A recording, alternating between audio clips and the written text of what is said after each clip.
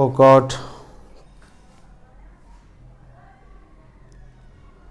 আচ্ছা, আবার মনে হয় ইন্টারনেট কানেকশনের জন্য কোনো কারণে লাইভটা কেটে গেছে। আমি আসলে আমার কোনো ভাষা নাই। গত দিনও এরকম হলো, আজকে এরকম হলো। আইএসপির সাথেও কথা বললাম, ওরা বললো নেটে প্রবলেম নাই, বাট তারপরও কেন এমন হচ্ছে বুঝতেছি না। আচ্ছা, যারা যারা আসো একটু তোমার বন্ধুদের মেনশন করে দাও। আশা করি যে আর প্রবলেম হবে না। আজকেও 2টা ভাগে ভাগ হয়ে গেল আর কি ক্লাসটা।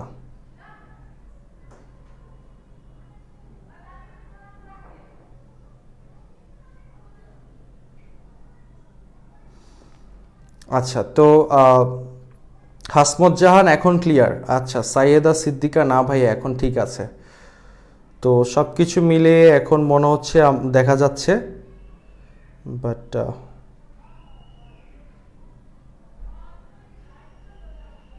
আচ্ছা, জাস্ট 1টা মিনিট একটু সময় দাও। আমি চেষ্টা করতেছি এটাকে আমি হটস্পটের মাধ্যমে চালানো।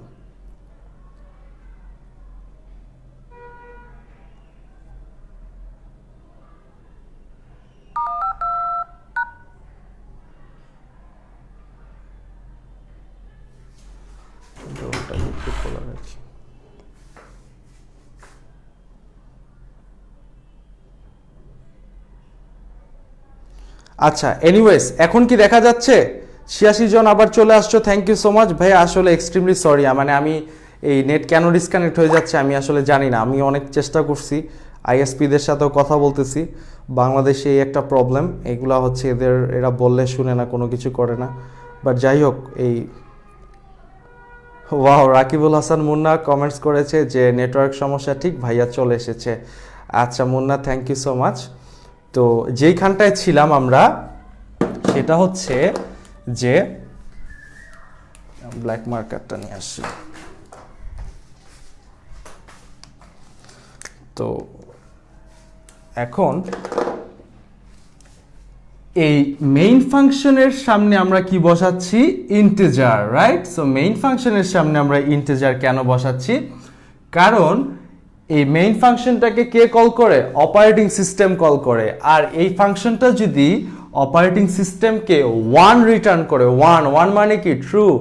1 যদি রিটার্ন করে, 1 রিটার্ন করলে অপারেটিং সিস্টেম বুঝে কি প্রোগ্রামটা সাকসেসফুলি এক্সিকিউট হয়েছে। এই কারণে আমরা প্রত্যেকটা প্রোগ্রামে মেইন ফাংশনের রিটার্ন টাইপ দিব ইন্টিজার, এবং রিটার্ন ভ্যালু হবে কি? একটা ইন্টিজার। ইন্টিজার মানে কি? ইন্টিজার মানে হচ্ছে পূর্ণ সংখ্যা।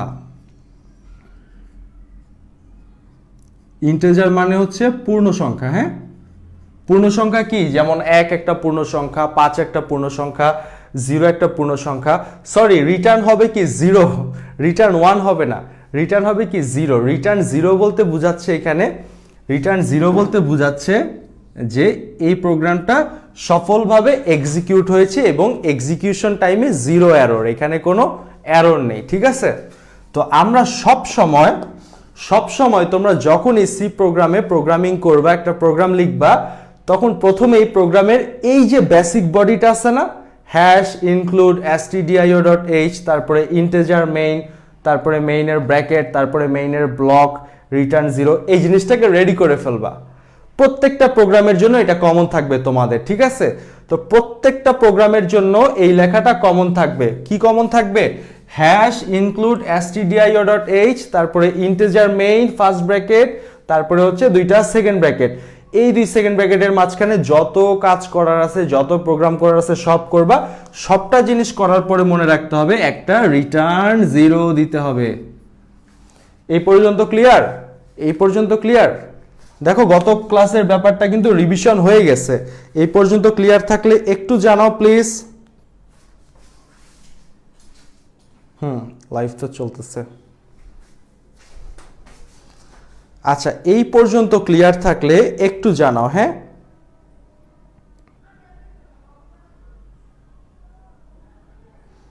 কারো কমেন্টস দেখতে পাচ্ছি না। আচ্ছা, অনেকেই ক্লিয়ার জানাচ্ছ। আমি আসলে খুবই চিন্তায় আছি যে আমি জানি না যে তোমাদের কি ব্লার হয়ে যাচ্ছে কিনা বা কি হয়ে যাচ্ছে কিনা। আমি আমার হার্ট অ্যান্ড সোল চেষ্টা করতেছি। আজকের ক্লাসে যদি এগেইন প্রবলেম করে, তাহলে আমি এটার একটা অল্টারনেট সিস্টেম নিয়ে আসবো ইন্টারনেটের জন্য। ঠিক আছে, অল গুড। তাহলে এই পর্যন্ত ক্লিয়ার। এবার আমরা জানবো এই প্রিপ্রসেসর ডিরেক্টিভ। প্রিপ্রসেসর ডিরেক্টিভ কি? প্রিপ্রসেসর ডিরেক্টিভ হচ্ছে যে জিনিসটা প্রিপ্রসেসরকে ডিরেকশন দেয়। দেখো একটা জিনিস, এখন আমি যা বলবো তা খুবই ইম্পর্টেন্ট, ঠিক আছে? আমি task.c-টাকে একটু এপাশে লিখি।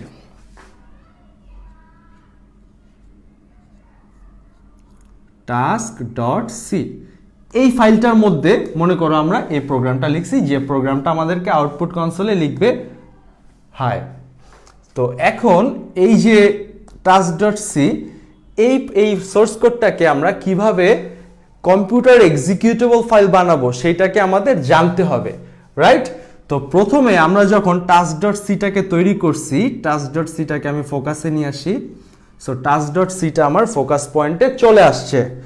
সো task.c-টা প্রথমে কি হবে? আমরা জানি কি যে একটা সোর্স কোডকে ট্রান্সলেটরের মাধ্যমে অবজেক্ট কোডে পরিণত করতে হয়, আর আমাদের লক্ষ্যটা এখানে হচ্ছে task.c-কে task.exe-তে পরিণত করা। task.exe অর্থাৎ এক্সিকিউটেবল ফাইল। exe মানে হচ্ছে কি, যেই ফাইলটা সরাসরি মেশিন কোডের মতো, যেটা সরাসরি মেশিন দ্বারা এক্সিকিউটেবল, ঠিক আছে?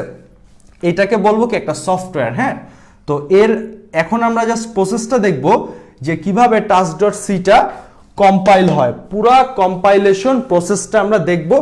এইটা দেখার পর থেকেই কিন্তু আমরা প্রোগ্রাম শুরু করে দিতে পারবো। তারপরে শুধু একটা ক্লাস হবে ভেরিয়েবলের, তারপরে প্রোগ্রাম করব, আর প্রোগ্রামের সেন্সটা যখন চলে আসবে তারপরে আমরা আবার কি কোথায় যাব, একটু পিছনে যাব, যেমন ফ্লো চার্ট, অ্যালগোরিদম এগুলাতে যাব। তারপরে দেখবা যে এগুলো খুবই পানির মতো সহজ লাগতেছে। তারপরে যখন একটা দুইটা প্রশ্ন সলভ করব, খুব ভালো লাগবে। হ্যাঁ, তো এখন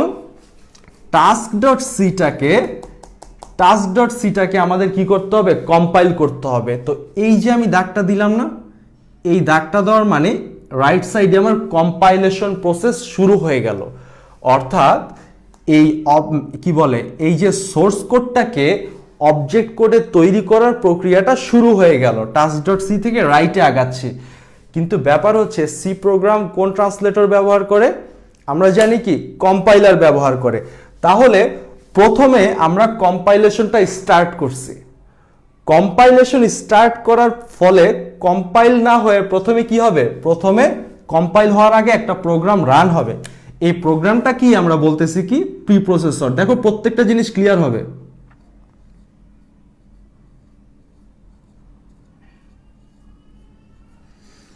আমরা যখন একটা সোর্স কোডকে অবজেক্ট কোডে পরিণত করতে চাই, আমাদের সেই সোর্স কোডটাকে ট্রান্সলেট করতে হয়। আর সি ল্যাঙ্গুয়েজের একটা সোর্স কোডকে আমরা ট্রান্সলেট করা বলতে বোঝাই কি? কম্পাইল করতে হবে। আমরা যখন কম্পাইল করার চেষ্টা করি, কম্পাইলটা শুরু করি, প্রথমে কম্পাইল না হয়ে কার কাছে যায়? এই পুরা কোডটা প্রিপ্রসেসর ইনপুট হিসেবে নেয়, ঠিক আছে? সো প্রিপ্রসেসরটা কি করে এটা আমরা জানবো। প্রথমে প্রিপ্রসেসরটাকে আমি ফোকাসে আনি। হ্যাঁ, দেখো লাল কালার দিয়ে প্রিপ্রসেসরটাকে আমি ফোকাসে নিয়ে আসছি, কারণ এটা জানাটা খুবই ইম্পর্টেন্ট। প্রিপ্রসেসর একটা প্রোগ্রাম। এই প্রিপ্রসেসরটা কাকে খুঁজে? প্রিপ্রসেসরটা খুঁজে হচ্ছে হ্যাশকে খুঁজে। প্রিপ্রসেসর কাকে খুঁজে? হ্যাশকে খুঁজে। কেন খুঁজে? কারণ হ্যাশ হচ্ছে preprocessor directive. That means প্রিপ্রসেসর directive কি করে? প্রিপ্রসেসরকে নির্দেশনা প্রদান করে, ডাইরেকশন দেয়। কিসের ডাইরেকশন দেয়? এই যে দেখো হ্যাশ কি করলো? ডাইরেকশন দিল। কি ডাইরেকশন দিল? ইনক্লুড। হ্যাশের পরে কি আছে? ইনক্লুড কি? ইনক্লুড হচ্ছে একটা পপুলার কমান্ড অফ প্রিপ্রসেসর, ঠিক আছে? প্রিপ্রসেসরের একটা পপুলার কমান্ড। তো দ্যাট মিনস হ্যাশ হচ্ছে ডাইরেকশন দিচ্ছে। কি ডাইরেকশন দিচ্ছে? যে তুমি ইনক্লুড করো। কাকে ইনক্লুড করো?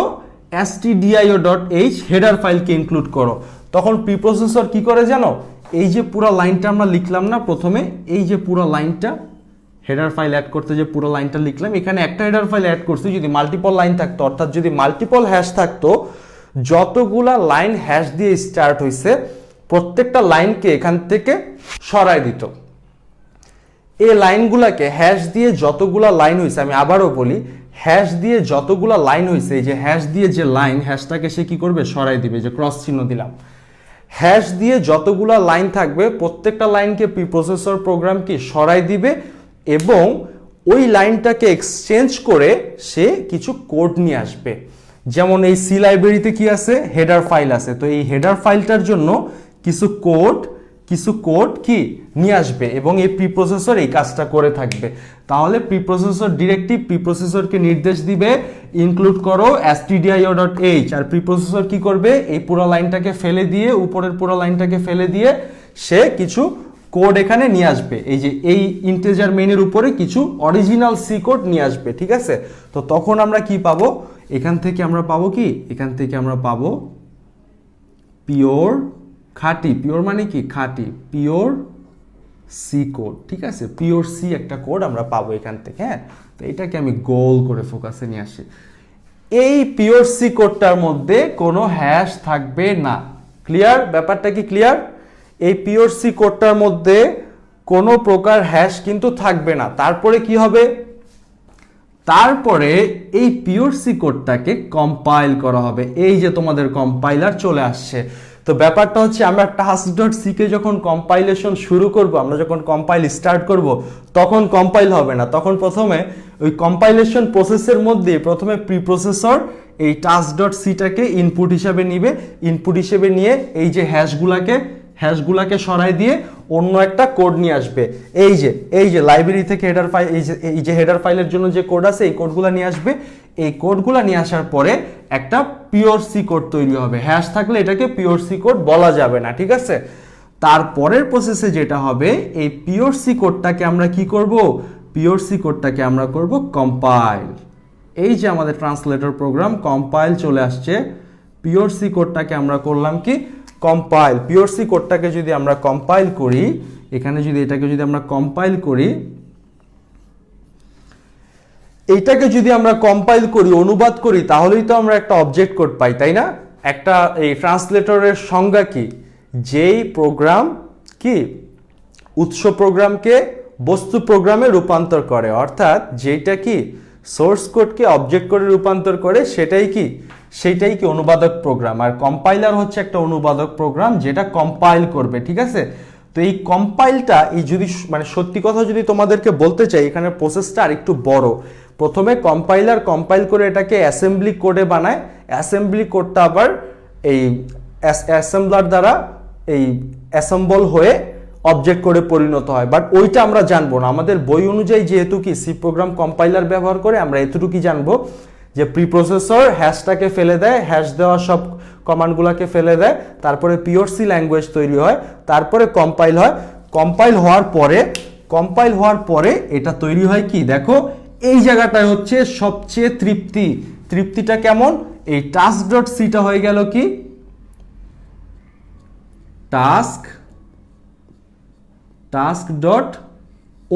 task.o অথবা task.obj।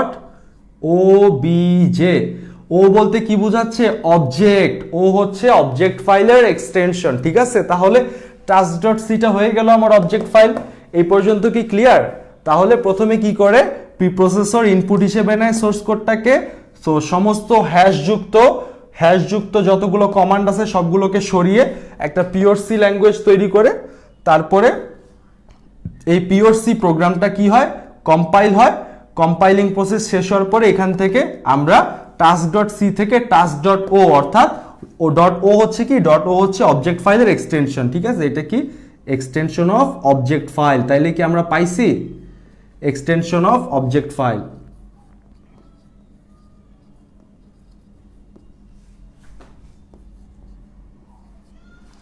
আচ্ছা, এতটুক পর্যন্ত যারা যারা বুঝছো তাদের সবাইকে আমি অনেক ধন্যবাদ জানাই, কারণ তোমরা যারা এই জিনিসগুলো মনে রাখতে পারবা তারা তো তোমরা আইসিটিতে ভালো করবাই। ইভেন ইন রিয়েল লাইফ তোমরা যখন প্রোগ্রামিং করবা, তোমাদের মধ্যে যে একটা স্ট্রেংথ থাকবে প্রোগ্রামটাকে বুঝার, সেটা প্রথম থেকেই কি বেসিকটা স্ট্রং থাকবে। আচ্ছা, তো এখন আচ্ছা লাইভটা কি চলতেছে?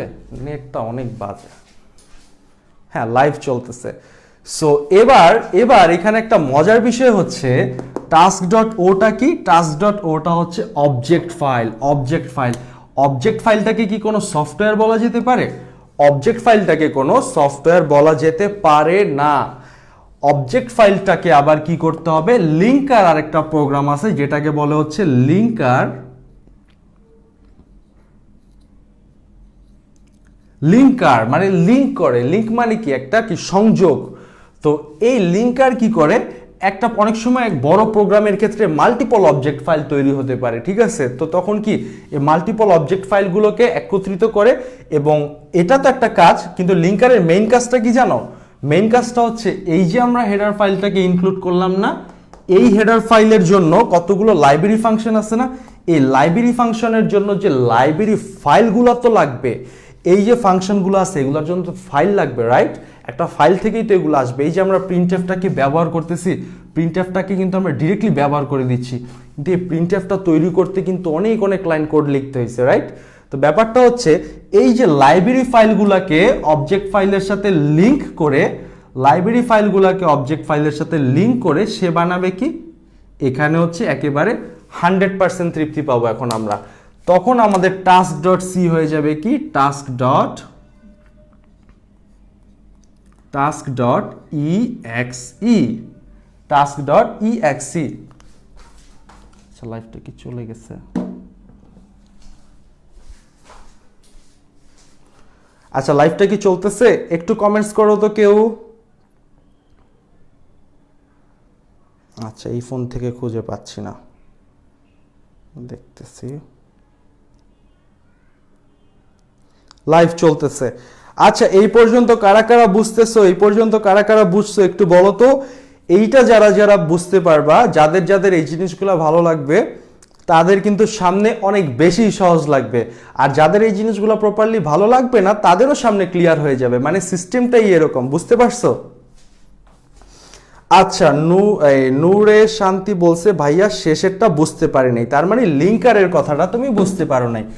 যেমন কম্পাইল হওয়ার পর তো আমরা অবজেক্ট ফাইল পেয়েই গেলাম, টাস্ক ডট সি থেকে একটা নতুন অবজেক্ট ফাইল তৈরি হলো।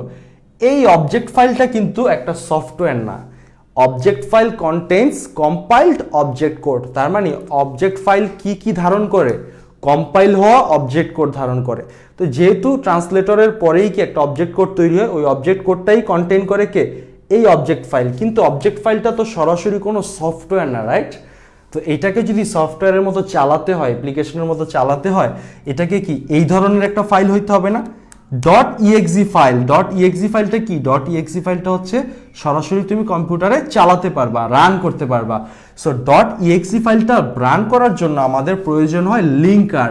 তো লিঙ্কার প্রোগ্রামটা কি করে, এই অবজেক্ট ফাইলটার সাথে এই যে তুমি প্রথমে হেডার ফাইল ইনক্লুড করছো, হেডার ফাইলের জন্য যে কতগুলো অন্য কোড আসছে, তো ওই কোডগুলোর সাথে কি এই যে লাইব্রেরি ফাইলগুলো যে আছে না, এই স্ট্যান্ডার্ড লাইব্রেরি থেকে কিছু লাইব্রেরি ফাইলস, মানে এই যে প্রিন্টএফ একটা লাইব্রেরি ফাংশন, এই ফাংশনগুলোর জন্য তো ফাইল আছে, লাইব্রেরিগুলোকে ব্যবহার করার জন্য তো ফাইলগুলো লাগবে না, সেই ফাইলগুলোকে অবজেক্টের সাথে জোড়া দেয়, ঠিক আছে? আমি লিখি প্লাস, আচ্ছা লিঙ্কারে যাওয়ার পরে আমি এটাকে একটু সুন্দরভাবে লিখি, একটু সুন্দরভাবে লেখার চেষ্টা করি।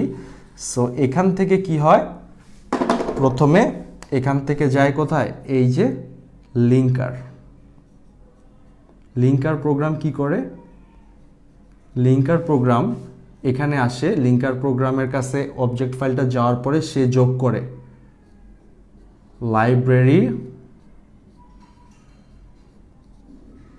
Library files plus object code, মানে এই দুইটা লিঙ্ক করে। যোগ বলতে আবার বুঝো না যে ম্যাথমেটিক্যাল যোগ, ঠিক আছে? এগুলা কিন্তু খুবই সেন্সিটিভ, বলার সময় কিন্তু খুব সেন্সিটিভ, বোঝার সময় অনেক কিছুই করা যায়। তো লিঙ্কার কি করে, লিঙ্কার হচ্ছে এই যে যোগফলটা লিঙ্ক করে, এই লিঙ্ক করার পরে কি তৈরি হয়, লিঙ্ক করার পরেই একটা টাস্ক ডট ইএক্সি ফাইল তৈরি হয়। আর এই ইএক্সি ফাইলটাই কি, ইএক্সি ফাইলটা কি আমরা বলতে পারি, ইএক্সি ফাইলটা কি আমরা বলতে পারি কি একটা সফটওয়্যার, ঠিক আছে? সফটওয়্যারের সাথে তুলনা করা যেতে পারে। সো এইটাকে আমরা যখন প্র্যাকটিক্যাল করব আগামী দিন, প্র্যাকটিক্যাল করলে কিন্তু আমরা এই ইএক্সি ফাইলটাকে ক্লিক করলে কিন্তু আমাদের প্রোগ্রাম চলা শুরু হয়ে যাবে, ঠিক আছে? তো এই পর্যন্ত কারা কারা বুঝছো একটু দেখি, আমার মেধাবী শিক্ষার্থী বন্ধুরা, দেখি কারা কারা এতটুকু বুঝছো।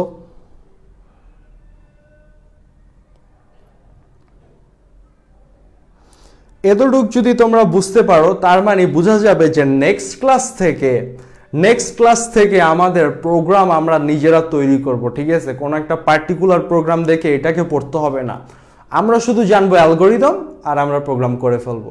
খাতা হোক, ল্যাপটপ হোক, যে কোনো ডিভাইস হোক, মোবাইল হোক, এবং আমি প্র্যাকটিক্যাল ক্লাস বিভিন্নভাবে নিব। যেমন আমি তোমাদেরকে কম্পিউটারেও নিব, আমার অ্যান্ড্রয়েড একটা ট্যাবলেট ব্যবহার করে নেওয়ার ইচ্ছা আছে, কারণ তোমাদের তো অনেকে অ্যান্ড্রয়েড মোবাইল চালাও, তো আমি দেখাবো কিভাবে শুধু ইন্টারনেট সংযোগ থাকলে কোনো প্রকার অ্যাপ্লিকেশন ডাউনলোড না করেও খুব সুন্দরভাবে আমরা প্রোগ্রাম করতে পারবো এবং প্রোগ্রামটাকে সেভ করতে পারবো। আচ্ছা ইমরান, বুঝছি, ক্লিয়ার, ওকে। সারাফি কোপাই দিব আজকে, নো ওয়ারিস ভাইয়া। এখানে স্বপন দাস, আন্ডারস্টুড। আচ্ছা, সামারি করবেন প্লিজ জয়া। অফকোর্স সামারি করার জন্যই তো আসি আমি। দেখো আমি একটু ক্লিয়ার করি। দেখো অবজেক্ট ফাইল আর এই জিনিসটা লেখাটা বেশি বিচ্ছিরি দেখা যাচ্ছে। লেখা বিচ্ছিরি দেখা গেলে হয় কি জানো, পড়াটা না বোঝা যায় না। তো আমি এখন এই ব্যাপারটার একটু সুন্দর করে লেখা তারপরে সামারিটা করি, এই জন্য আমার একটু ছোট করে লিখতে হবে।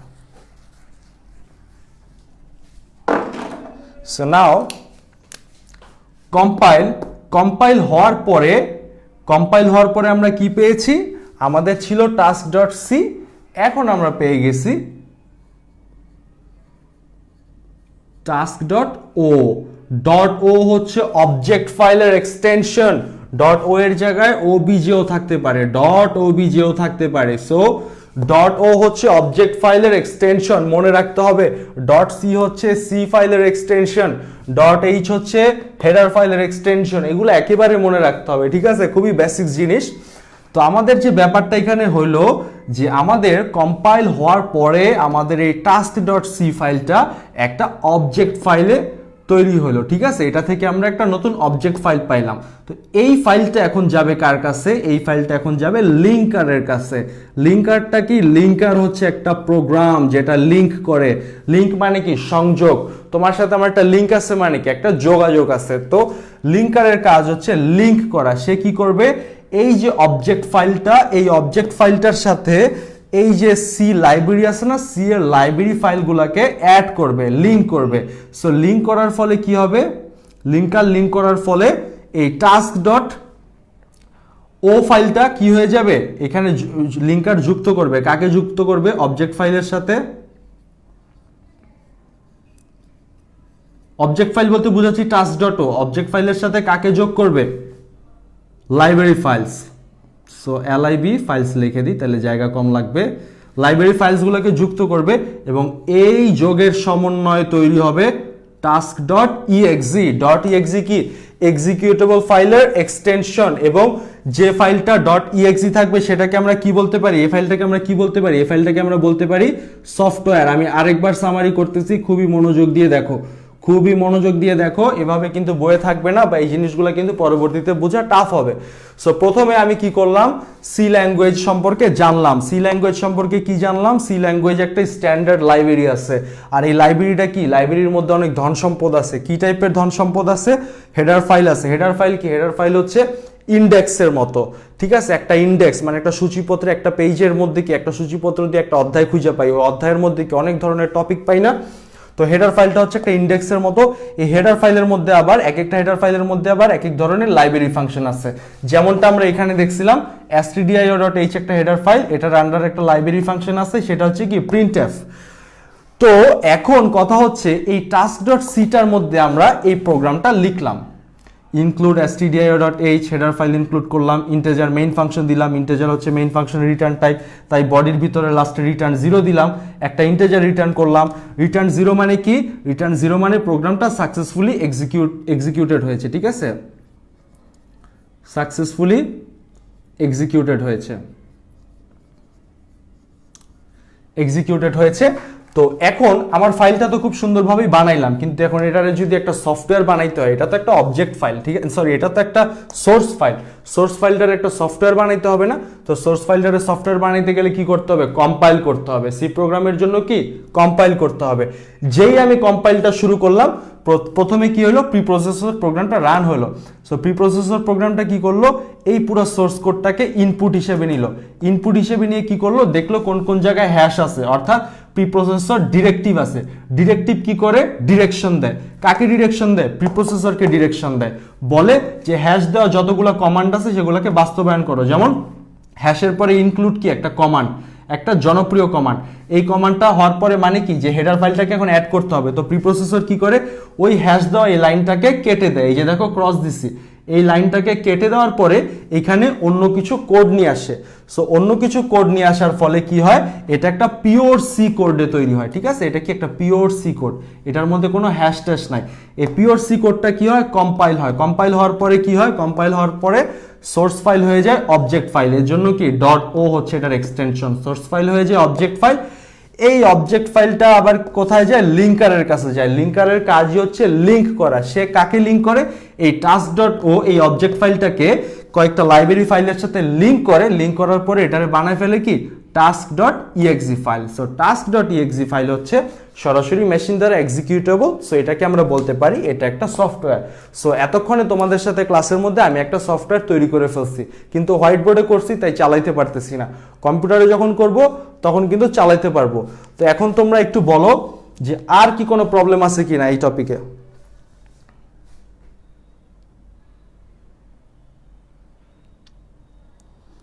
আচ্ছা, জান্নাতুল ফেরদৌস জয়া বলেছে ক্লিয়ার। ওকে মাকসুদ, আমেজিং ক্লাস। ক্লাস কখনো আমেজিং হয় না, আমেজিং হয় ক্লাসের শিক্ষার্থী বন্ধুরা, ঠিক আছে। তো তোমাদের কাছে যদি ভালো লাগে, তোমরা যদি পড়া পারো, এই ক্লাসের লেভেল কোথায় যাবে এটা তো তোমরাই দেখবা, তাই না?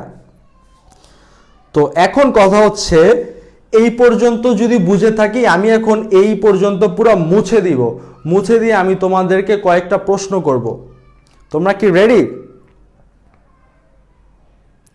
ওকে ক্লিয়ার, ওকে তাইফুর নো প্রবলেম ভাই, অল ক্লিয়ার। এই যে এতদিন বিগত দিনগুলা ক্লাসগুলো তোমরা কষ্ট করে করছো না, আজকে এই পর্যন্ত আসছো না? এই পর্যন্ত আসছো মানে কি, মানে এখন তোমরা রেডি, তোমরা তোমাদের ফিটনেস এখন ওকে, এখন শুধু ক্রিকেট খেলার মাঠে নামবা আর 6 মারবা। বাট তার আগে এখন আর কিছু নীতিমালা জানতে হবে, যেমন আমাদের ভেরিয়েবলটা সম্পর্কে একটা ধারণা লাগবে। আর নেক্সট ক্লাসে যেটা করতে যাচ্ছি, যে এমনি তো নেট অনেক প্রবলেম করে, ক্লাস তো হঠাৎ কেটে যায়। তো নেক্সট ক্লাসে আমি প্ল্যান করেছি যে প্রথম 40 to 50 মিনিটস আমাদের থিওরি ক্লাস হবে, রিভিশন হবে, আমরা ল্যাবে কি করব সেগুলো নিয়ে কথা হবে। তারপরে 30 মিনিটস আমরা তোমাদের সাথে মিলে ল্যাব ক্লাসটা কিন্তু করব। ওকে সবাই রেডি? তাহলে আমি এখন মুছে দেই পুরো জিনিসটা। যা পড়াইছি তার মধ্যে থেকে প্রশ্ন করব। আমার কাজ হচ্ছে এখন এনশিওর করা যে এতটুকু তোমরা বোঝো কিনা। এতটুকু যদি তোমরা বোঝো, সামনে আগাইতে খুবই মজা হবে। তখন এই বেসিক জিনিসগুলো নিয়ে কথা বলা লাগবে না, তখন যে টার্ম বলবো সে টার্মই বুঝবা। সো আমি মুছে দেই পুরো বোর্ড।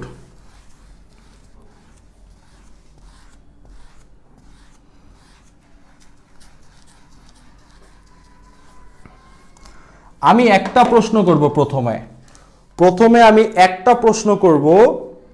আমার যেই ছোট ভাই বা যেই ছোট বোন এই প্রশ্নের উত্তরটা সুন্দরভাবে লিখতে পারবে 1 থেকে 2 লাইন বা 3 লাইনের মধ্যে, আমি বুঝবো সে আসলেই বুঝছে এবং সে সামনেও বুঝবে। তো আমার প্রশ্নটা হচ্ছে, তোমরা আমাকে বলো যে প্রিপ্রসেসর কি করে এবং প্রিপ্রসেসর ডিরেক্টিভ কি করে। প্লিজ, প্রিপ্রসেসর ডিরেক্টিভ কি করে, প্রিপ্রসেসর কি করে ডিউরিং দ্য কম্পাইলেশন প্রসেস। একটা সোর্স কোড কম্পাইল হওয়ার সময় প্রিপ্রসেসর ডিরেক্টিভ কি করে, প্রিপ্রসেসর কি করে। জাস্ট এই জিনিসটা তোমার ভাষায় যেভাবে হোক তুমি যদি লিখতে পারো, তাহলে বোঝা যাবে তুমি আজকে আসলেও অনেক কিছু বুঝছো। আচ্ছা, সুহাদা আক্তার একটা চমৎকার উত্তর দিয়েছে, বাকিরা দেখি কি বলে।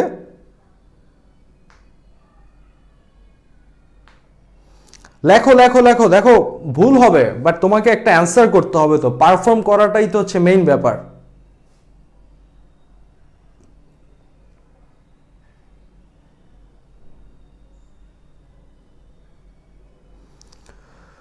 সুহাদা প্রথমে একটা উত্তর দিয়েছিল পিওরসি তৈরি করে। সুহাদা তোমাকে অনেক ধন্যবাদ, তুমি চেষ্টা করছো, কিন্তু কিছু দূর পরেই সাইয়েবা সিদ্দিক একটা চমৎকার উত্তর দিছে, সেটা হচ্ছে preprocessor directive directs the preprocessor programme.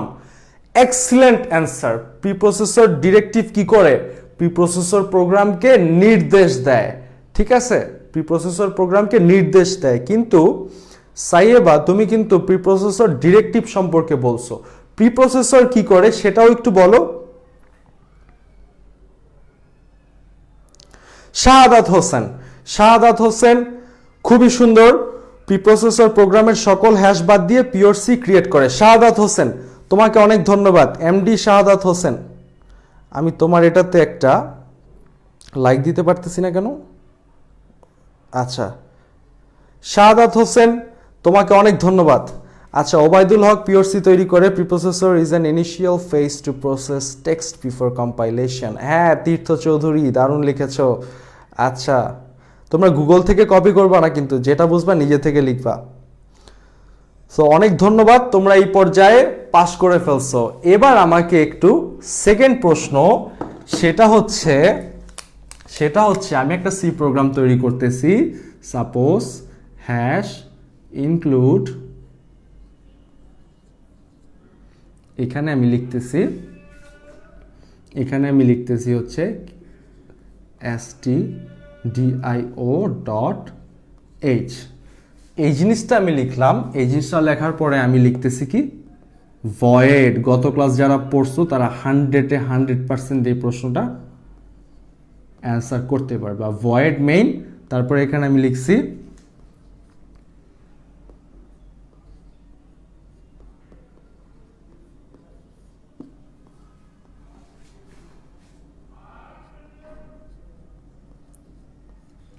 find the error। So আমি এই প্রোগ্রামটায় কি কি ভুল করছি তোমরা আমাকে পাঠাও তো। আমি এই প্রোগ্রামটায় কি কি ভুল করছি তোমরা পাঠাও। এখান থেকেই বের হয়ে যাবে আমাদের প্রোগ্রাম।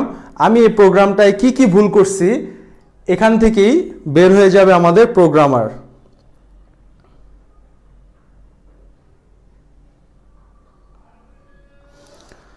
আরিফ হোসেন অসংখ্য ধন্যবাদ। আরো ভুল বাইর করো, ভুল কি একটা? আচ্ছা, বাকিরা দেখি কি বলে। মোনাজির রিটার্ন 0 হবে না, চমৎকার চমৎকার। আচ্ছা, তাইফুর বের করছে কি সেমিকোলন নাই। হ্যাঁ, এটা হচ্ছে সেকেন্ড। তাহলে এই প্রোগ্রামে এই দুইটা ভুল আছে। দেখো এই প্রোগ্রামে এই দুইটা ভুল আছে। একটা হচ্ছে এই যে একটা স্টেটমেন্ট দিলাম, প্রিন্ট স্টেটমেন্ট, এটা তো একটা স্টেটমেন্ট, সো স্টেটমেন্টটাকে ক্লোজ করে নেয়। একটা স্টেটমেন্ট ক্লোজ করার জন্য ব্যবহার করা হয় সেমিকোলন। আর দ্বিতীয়ত হচ্ছে আমার ফাংশনের রিটার্ন টাইপ হচ্ছে ভয়েড। ভয়েড মানে হচ্ছে ফাঁকা, শূন্য। ভয়েড মানে হচ্ছে কিছু নাই। তাইলে মেইন ফাংশনের রিটার্ন টাইপ যদি ভয়েড হয়, তাহলে সেই প্রোগ্রাম কিভাবে রিটার্ন করবে? সেই প্রোগ্রামের কোনো রিটার্ন থাকবে না, ঠিক আছে? সেই প্রোগ্রামের কোনো রিটার্ন থাকবে না। ইদার এভাবে করতে হবে, অথবা যেটা করতে হবে সেটা হচ্ছে ইন্টিজার দিতে হবে। ইন্টিজার হচ্ছে রিটার্ন টাইপ হবে। ইন্টিজার রিটার্ন টাইপ মানে কি একটা পূর্ণ সংখ্যা রিটার্ন করবে। তো 0 কি একটা পূর্ণ সংখ্যা না? 0 কিন্তু একটা পূর্ণ সংখ্যা। 0.5 হচ্ছে পূর্ণ সংখ্যা না, 0.9 হচ্ছে পূর্ণ সংখ্যা না, বাট 0 কিন্তু একটা পূর্ণ সংখ্যা। সো যখন আমার মেইন ফাংশনের রিটার্ন টাইপ ইন্টিজার থাকবে, তখন আমার রিটার্ন করতে হবে কি 0।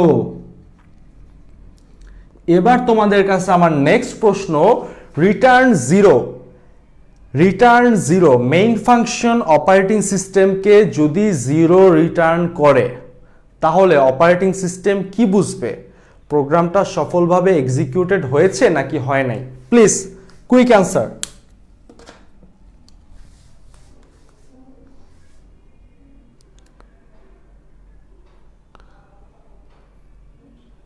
আচ্ছা, মারুফা বলতেছে প্রোগ্রাম কারেক্ট, রাজু বলতেছে হয়েছে, তীর্থ বলতেছে বাগ আছে, কেউ বলতেছে সাকসেসফুল হয়েছে। বাট সাকসেসফুল হওয়ার আগে আরেকটা ওয়ার্ড বলছিলাম না আমি, আরেকটা ওয়ার্ড বলছিলাম সাকসেসফুল হওয়ার আগে। ঠিক আছে, বুঝলাম সাকসেসফুল হয়েছে, কি সাকসেসফুল হয়েছে? এই যে সাবিকুন নিশু সঠিক উত্তর দিয়েছে। সাবিকুন নিশুকে আমি একটা লাইক দিয়ে দিই। সাবিকুন নিশু লিখছে যে সাকসেসফুলি এক্সিকিউটেড, দ্যাট মিনস এই যে প্রোগ্রামটা, আমি যে প্রোগ্রামটা লিখলাম এই প্রোগ্রামটাকে যদি আমি রান করি, প্রোগ্রামটা যদি এক্সিকিউশন হয়, অপারেটিং সিস্টেমের রিটার্ন জিরোটাকে দেখে বুঝবে যেহেতু এই ফাংশনটা অপারেটিং সিস্টেমকে রিটার্ন জিরো রিটার্ন করবে, তার মানে অপারেটিং সিস্টেম বুঝবে কি এটার ফিডব্যাক ভালো, প্রোগ্রামটা সফলভাবে এক্সিকিউট হয়েছে। ঠিক আছে, ওকে। রুহুল আমিন বলতেছে প্রোগ্রাম সাকসেসফুল। প্রোগ্রাম সাকসেসফুল না ভাইয়া, বলতে হবে এক্সিকিউটেড সাকসেসফুলি। এক্সিকিউশন মানে কি? বাস্তবায়িত। ঠিক আছে, প্রোগ্রামটা তো কম্পিউটারের ভাষায় তো আসলে বাংলা বলা যায় না, তো এক্সিকিউশন মানে প্রোগ্রামটা সফলভাবে আর কি মানে এটার কার্য সম্পাদন হয়েছে। বোঝা গেছে ব্যাপারটা? ইতি চাকি আমার কমেন্ট কি ভাইয়া দেখেন? আপু দেখি তো তোমার কমেন্ট, তোমার কমেন্ট তো আমি অনেক দেখি। আচ্ছা, মাহাদি হাসান সুন্দর উত্তর। আচ্ছা, আরিফ হোসেন রাফি বলছে অসফল হলে কি 1 হতো না। এখানে এই জিনিসটা মাথায় রাখতে হবে যে সি ল্যাঙ্গুয়েজের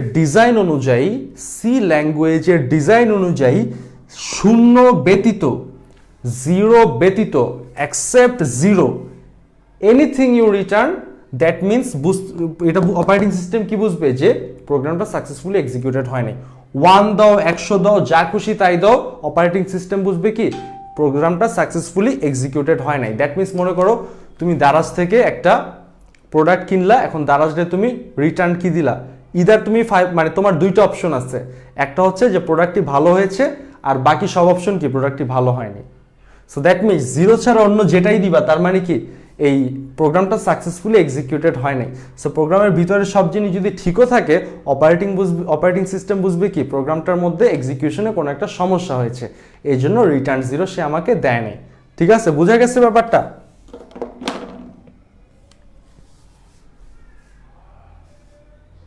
আচ্ছা, তামিম ইসলামের কমেন্ট কখন করছে সেভ হলো না। তামিম, নো ওয়ারিজ ভাইয়া, বেটার লাক নেক্সট টাইম। আচ্ছা, নিয়ামুল ঢালি প্রশ্ন করছে ভয়েড মেইন হলে রিটার্ন জিরো হবে না কেন? ভাইয়া দেখো, মেইন ফাংশনের টাইপ, মেইনের আগে যেটা থাকবে সেটা হচ্ছে মেইন ফাংশনের টাইপ। মেইনের আগে যা থাকবে তা হলো মেইন ফাংশনের টাইপ, এবং এটাকে বলা যায় রিটার্ন টাইপ। সো আমি আগেও বলছি ভয়েড মানে কি, ভয়েড শব্দটার অর্থই হচ্ছে ফাঁকা। তো একটা জিনিসের রিটার্ন টাইপ যদি ফাঁকা বা শূন্য থাকে, মানে শূন্য বলতে খালি, এই শূন্য না, ইন্টিজার শূন্য না, মানে ভয়েড মানে ফাঁকা, তার মানে এই মেইন ফাংশনটার যদি রিটার্ন টাইপ ভয়েড থাকে তার মানে বুঝাই যাচ্ছে এই ফাংশনটা কোনো কিছু রিটার্ন করতে পারবে না। সো তুমি যদি গায়ের জোরে এখানে রিটার্ন জিরো রাখো, এটা ভুল হবে। ঠিক আছে, যখনই আমি ভয়েড দিচ্ছি তখনই আমি কি রিটার্ন জিরো দিচ্ছি না। কিন্তু দ্য প্রবলেম ইজ তুমি যদি ভয়েড মেইন দিয়ে প্রোগ্রাম করো, প্রোগ্রামটি কি রান হবে, কিন্তু ওই যে বললাম সি ল্যাঙ্গুয়েজের ডেফিনেশন অনুযায়ী মেইন ফাংশন সব সময় অপারেটিং সিস্টেমকে জিরো রিটার্ন করবে, এবং জিরো রিটার্ন দ্বারা সে বুঝবে এক্সিকিউশন টাইমে কোনো এরর নেই, জিরো এরর। ঠিক আছে, জিরো এরর। ঠিক আছে, ব্যাপারটা কি ক্লিয়ার কিনা? আর কার প্রশ্ন আছে দেখি। ওকে, এই যে মাহাদি হাসান উত্তর দিয়ে দিল, ভয়েড মিন্স নো রিটার্ন। আচ্ছা, ঠিক আছে, তো আমাদের এখন বাজে কয়টা? 8:57 বাজতেছে। তো দ্যাট মিন্স আজকে আরেকটা দুইটা প্রশ্ন করি, তারপরে ছেড়ে দিই তোমাদেরকে। তো এবার আমার প্রশ্ন হলো, আমি একটা প্রোগ্রাম লিখলাম,